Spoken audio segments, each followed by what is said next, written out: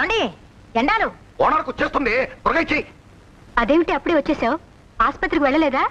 భలే దానివక్క, నీకన్నీ అనుమానాలే. సరాసరి ఆస్పత్రి నుంచే రావటం. మధ్యాహ్నం దాకా రానన్నావుగా? అసలు ఏం జరిగిందంటే అక్క, నీళ్ళేమో చీకుడుతోనే వాళ్ళ నాన్నగారు పట్టేశారట. డాక్టర్ గారేమో ఇవాళ కూడా రొట్టె పాలు ఇవ్వండి, పచ్చు రేపెట్టొచ్చు అన్నారట.